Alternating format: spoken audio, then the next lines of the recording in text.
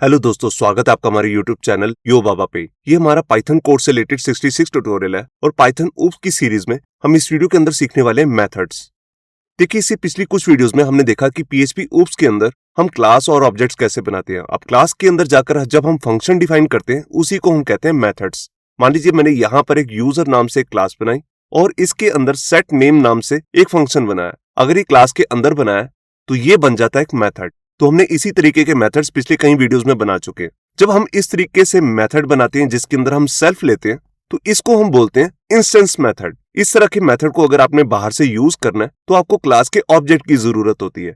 मगर इसके अलावा हमारे पास पाइथन के अंदर दो अलग तरीके के भी मेथड्स आते हैं। सबसे पहला है यहाँ पर क्लास मेथड। क्लास मेथड को बनाने के लिए हमारे पास यहाँ पर स्पेशल एक कीवर्ड भी आता है @class मेथड। जैसे ही हम इस कीवर्ड को अपने फंक्शन से पहले लिखते हैं तो ये फंक्शन बन जाएगा हमारा क्लास मेथड। अब इसमें और इंस्टेंस मेथड में क्या डिफरेंस होता है? देखिए, जो क्लास मेथड होता है इसके लिए आपको किसी ऑब्जेक्ट की जरूरत नहीं होती क्लास से बाहर इसको कॉल करने के लिए। इसको आप डायरेक्टली भी कॉल कर सकते हैं क्लास नेम के साथ। ये सभी मैं आपको अभी प्रैक्टिकल करके दिखाऊंगा।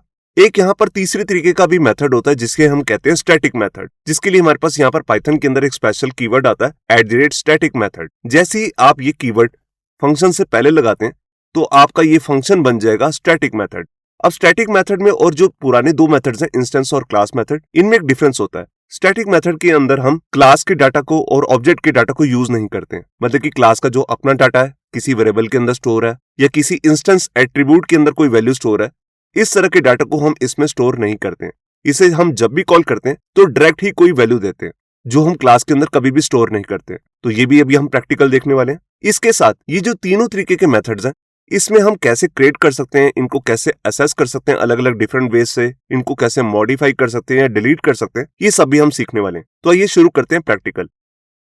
यहाँ पर देखिए, मैंने अपना कोड एडिटर ओपन कर लिया VS कोड और यहाँ कर सबसे पहले एक पाइथन की फाइल बनाई है methods.py। अब यहाँ पर मैं क्या करने वाला हूँ, सबसे पहले मैं एक क्लास बनाता हूँ और उसके अंदर दो डिफरेंट मेथड्स भी बनाऊंगा। तो क्लास में मैं क्या करने वाला हूँ, एक बैंक अकाउंट की क्लास बना रहा हूँ। मतलब कि जो हमारा बैंक्स में बैंक अकाउंट बनता है तो उसी से रिलेटेड ये क्लास है। ये देखिए, यहां पर मैंने एक बैंक अकाउंट नाम से क्लास बनाई है जिसके अंदर एक मेथड बना है set_balance।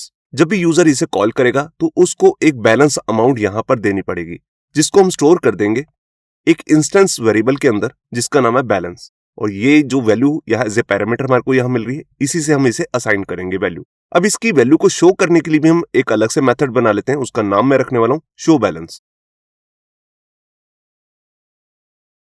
ये देखिए, यहां पर मैंने शो बैलेंस नाम से एक मेथड बना लिया जिसके अंदर सबसे पहला पैरामीटर लिया सेल्फ, जिसको लेना जरूरी होता है। और इसी के साथ मैं इसके अंदर एक स्टेटमेंट प्रिंट कर रहा हूं बैलेंस, और यहां पर दिखेगा यूजर का बैलेंस। ये सब हम अपनी पिछली वीडियोस में भी कवर कर चुके हैं। तो यहां से हम बैलेंस को सेट करेंगे और यहां से बैलेंस को देख सकते हैं।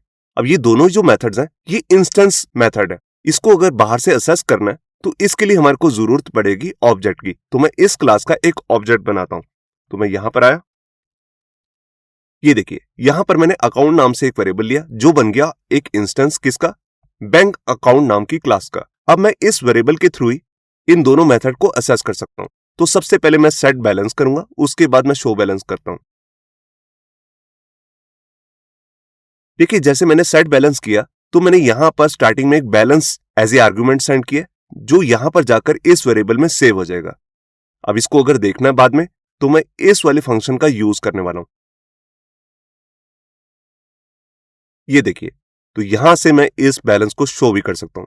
ये भी बिल्कुल सिंपल फंक्शन ही है जिसके अंदर मैं एक जगह से डाटा को सेट कर रहा हूं और एक जगह से उसी के डाटा को यहां पर रिट्रीव कर रहा हूं। तो इस कोड को मैं रन करता हूं। ये देखिए, यहां पर आ गया बैलेंस 10,000। तो आपको यहां पे समझ में आएगा कि हम कैसे मेथड्स बनाते हैं और इसको कैसे असेस करते हैं। इसके लिए हमारे को यहां पर जरूरत होती है एक ऑब्जेक्ट की, क्योंकि ये दोनों है इंस्टेंस मेथड। तो इनको कोई ना कोई इंस्टेंस चाहिए होता है, तभी ये रन कर सकते हैं बाहर से।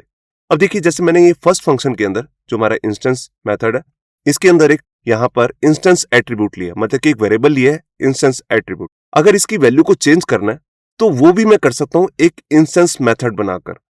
तो यहां पर मैं क्या करता हूं, यहां पर मैं दो मेथड्स अलग से बनाता हूं, एक है डिपॉजिट, एक है विड्रॉल। जब यूजर इसमें और पैसे डालेगा तो वो 10,000 में प्लस हो जाने चाहिए जो इसकी इनिशियल अमाउंट है।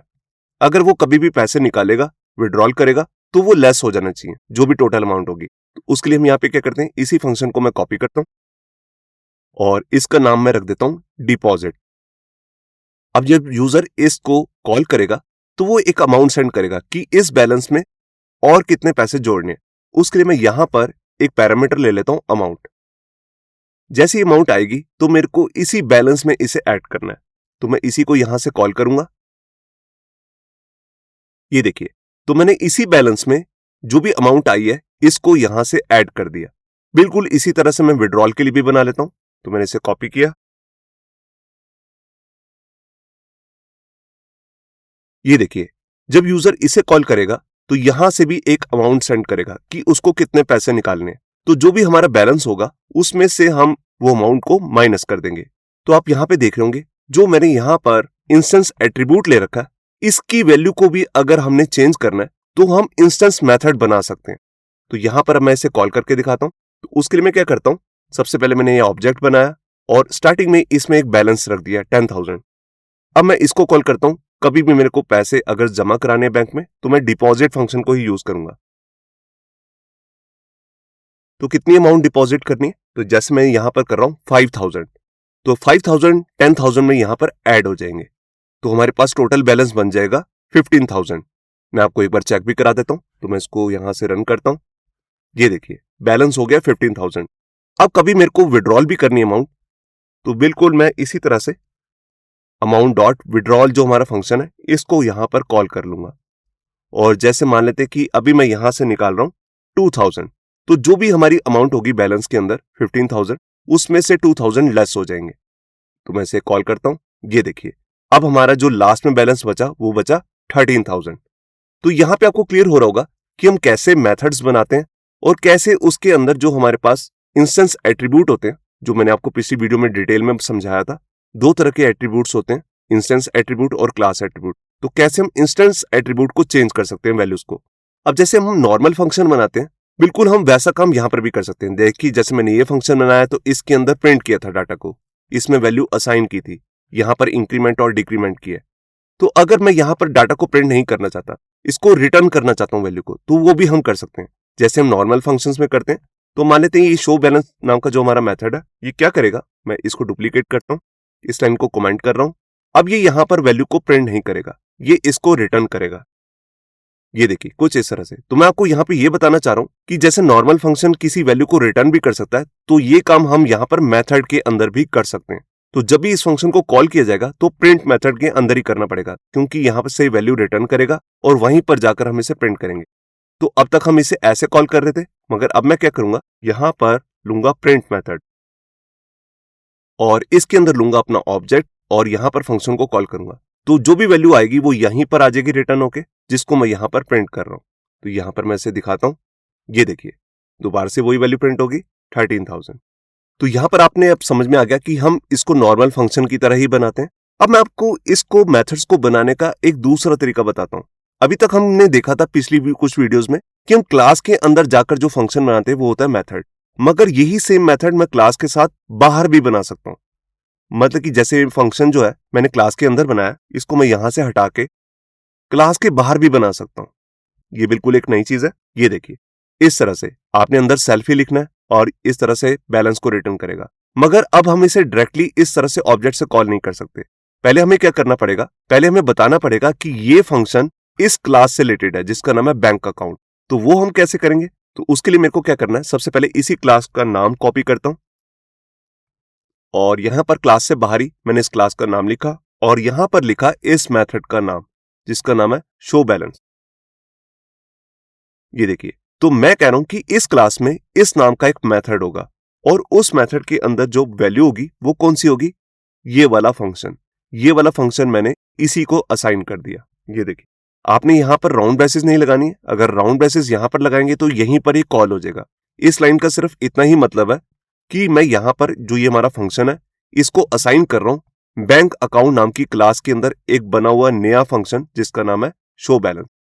तो ये ऑटोमेटिकली इस क्लास के अंदर ये फंक्शन असाइन हो चुका है। अब ये फंक्शन किस क्लास के लिए काम करेगा, इस क्लास के लिए। अब हम इसे नॉर्मली भी यूज कर सकते हैं और इस क्लास का ऑब्जेक्ट बनाकर भी। तो देखिए, मैं इसे जैसे नीचे कॉल कर ही रहा हूं, तो बिल्कुल इसी तरह से इसे कॉल कर सकता हूं। तो मैं एक बार स्क्रीन को क्लियर करता हूं और यहां पर इसे कॉल करता हूं। ये देखिए यहां पर आ गया 13,000, वही प्राइस आ गया जो लास्ट में बैलेंस बचा था।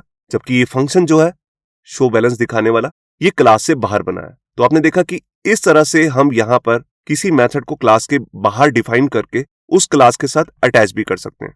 अब इसके बाद मैं आपको बताता हूं, जैसे कि हम फंक्शंस की वीडियो में ऑलरेडी देख चुके हैं कि एक फंक्शन दूसरे फंक्शन को भी कॉल कर लेता है। बिल्कुल इसी तरह से क्लास के अंदर जैसे हमने बहुत सारे मेथड्स बना रखे हैं, तो एक मेथड दूसरे मेथड को भी कॉल कर सकता है। तो उसके लिए मैं एक दूसरा एग्जांपल लेता हूं। इस वाले एग्जांपल का सारा कोड मैं कमेंट कर रहा हूं। अब यहां पर आकर मैं एक न्यू क्लास बनाऊंगा स्टूडेंट, जिसके अंदर मैं 3 मेथड्स बनाने वाला हूं। एक की हेल्प से स्टूडेंट अपने मार्क्स को सेट कर सकता है, एक की हेल्प से उसको दिखा सकता है और एक की हेल्प से उनका टोटल कर सकता है। तो ये तीनों मेथड्स पहले मैं बना लेता हूं।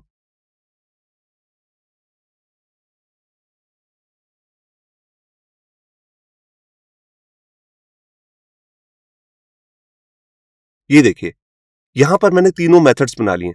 सबसे पहला मेथड है सेट मार्क्स। जब यूजर इसे कॉल करेगा तो वो दो सब्जेक्ट की वैल्यू को एज ए आर्गुमेंट सेंड करेगा, मैथ की वैल्यू को और साइंस की वैल्यू को, जो हम असाइन कर देंगे दो इंस्टेंस एट्रीब्यूट्स को, मैथ और साइंस।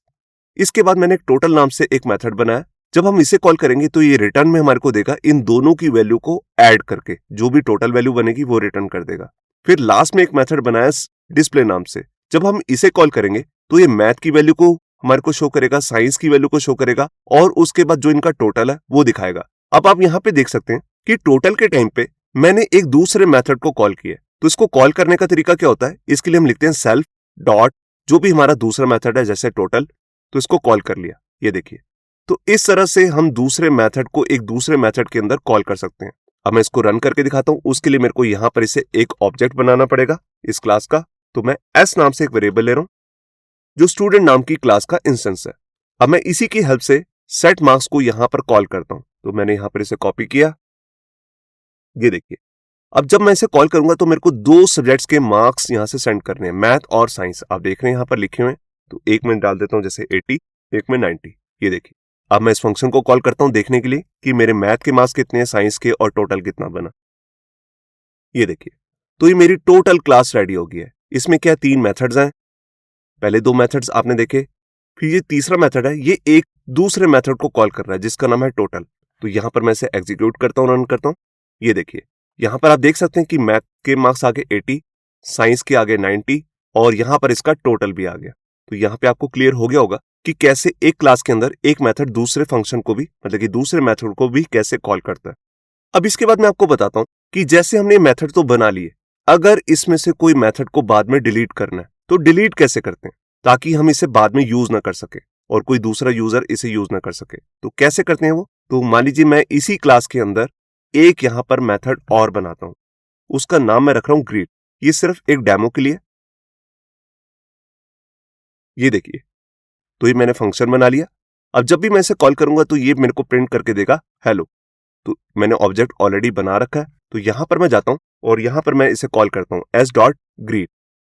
ये देखिए, तो यहां पर मैंने इसे कॉल किया तो देखिए पहले यहां पर दोनों सब्जेक्ट के मार्क्स आए, उनका टोटल आया और लास्ट में आ गया हेलो। अब मान लीजिए मैं इसको डिलीट करना चाहता हूं, तो इसके लिए मैं यहां पर लिखूंगा DEL। ये कीवर्ड आपको लेना है और इसके बाद आपको बताना है कि क्या चीज डिलीट करनी है। तो हमारी क्लास का नाम क्या है, उस क्लास का नाम है यहां पर स्टूडेंट। तो मैं लिखूंगा स्टूडेंट क्लास और स्टूडेंट क्लास में से किस मेथड को डिलीट करना है, उसका नाम है यहां पर ग्रीट। ये देखिए, बस आपको इतना ही काम करना है। अब जब इसे दोबारा से कॉल किया जाएगा इस तरह से तो ये दे देगा एक एरर। मैं स्क्रीन को क्लियर करके आपको दिखाता हूं। ये देखिए, यहां पर एक एट्रीब्यूट एरर आ चुका है, आप देख रहे होंगे, जो कह रहा है कि student object has no attribute greet, कि इस नाम का कोई भी एट्रीब्यूट नहीं है स्टूडेंट क्लास के अंदर। तो आपको समझ में आ गया हो कि कभी भी अगर हमें मेथड को बीच में कभी भी रिमूव करना है और उसका यूज अब नहीं करना और ना ही आगे करना चाहते हैं, तो इस तरह से आप डेल कीवर्ड के साथ क्लास का नाम लिखकर उस मेथड को रिमूव कर सकते हैं। यहां पर आपको राउंड ब्रेसेस नहीं देनी है, अगर राउंड देंगे तो यहां पर ये फंक्शन कॉल हो जाएगा। तो ये सारे एग्जाम्पल थे इंस्टेंस मेथड के। ये जितने भी मेथड्स हमने किए हैं ये सारे इंस्टेंस मेथड है। अब मैं इसके बाद जो आपको एग्जाम्पल देने वाला हूं वो है क्लास मेथड का, जो हमने पिछली वीडियोस में बिल्कुल भी कवर नहीं किया। तो उसके लिए मैं क्या करता हूं, एक नया एग्जाम्पल बनाता हूं, यही क्लास कॉपी कर लेता हूं, क्लास स्टूडेंट, और ये सारा कोड मैं कमेंट कर रहा हूं। ये सारा कोड आपको मिल जाएगा हमारे गिटहब के अकाउंट से, जिसका लिंक भी नीचे डिस्क्रिप्शन में। तो देखिए मैंने एक क्लास बना ली स्टूडेंट नाम से। अब इसके अंदर मैं यहां पर एक क्लास एट्रीब्यूट बनाता हूं, स्कूल। तो देखिए मैंने इसके अंदर एक स्कूल डिफाइन कर दिया, एबीसी स्कूल। ये मेरा क्लास एट्रीब्यूट है और इसके अंदर ये वैल्यू है। अब मैं इसके बाद एक फंक्शन बनाना चाहता हूं, मतलब कि एक मेथड, और वो मेथड कौन सा होगा, वो होगा एक क्लास मेथड। तो इसके लिए हमारे पास एक स्पेशल डेकोरेटर आता है, क्लास मेथड। तो उसके लिए हम लिखेंगे @क्लास मेथड। ये देखिए, अब इसके बाद कोई भी अगर मेथड का नाम दिया जाए वो ऑटोमेटिकली बन जाता है क्लास मेथड। तो यहां पर मैं उसका नाम ले लेता हूं, डेफ शो स्कूल। ये मैं एक बेसिक सा एग्जांपल लेके चल रहा हूं। अब जो इस तरह के मेथड होते हैं, जैसे हमने पहले मेथड बनाए थे, तो उसके अंदर हम यहां पर लिखते थे सेल्फ। जैसे आपने देखा होगा यहां पर भी पहला पैरामीटर था सेल्फ सेल्फ सेल्फ। मगर अगर हम यहां पर क्लास मेथड बनाते हैं तो इसके अंदर सेल्फ नहीं लिखते हैं, इसके अंदर लिखते हैं CLS। यही कीवर्ड लेना होता है आपको। और इसके बाद मैंने लगाया कॉलन। अब इसके अंदर करना क्या है, मैं इस क्लास के अंदर जो ये क्लास एट्रीब्यूट है इसकी वैल्यू को प्रिंट करना चाहता हूं। तो इसके लिए मैं लिखूंगा CLS.school। पहले हम लिखते थे self.school, मगर ये क्लास मेथड है तो हम यहां पर इसी पैरामीटर का यूज करेंगे, CLS.school। अब CLS में रेफरेंस में पास क्या होगा, देखिए जो ये मेथड होते हैं ये हम ऑब्जेक्ट के साथ यूज नहीं करते हैं। जैसे हम पहले क्या करते थे, ये ऑब्जेक्ट बनाया और इसी के साथ ये मेथड्स को कॉल कर लिया। मगर जो हमारे क्लास मेथड्स होते हैं इसको हम डायरेक्टली ऑब्जेक्ट के साथ यूज नहीं कर सकते हैं, जबकि कर सकते हैं मगर हम नहीं करते हैं, क्योंकि ये क्लास के डायरेक्ट मेथड्स होते हैं। तो हम इसको क्लास के नाम के साथ ही दिखाते हैं। कैसे करेंगे मैं भी आपको दिखाता हूं। तो इसके लिए मैं क्लास से बाहर निकलता हूं और अगर मुझे इसे कॉल करना है तो सबसे पहले मैं क्लास का नाम लिखूंगा। तो हमारी क्लास का नाम है स्टूडेंट डॉट। अब यहां पे आएगा हमारे क्लास मेथड का नाम, और हमारे क्लास मेथड का नाम क्या है, show_school।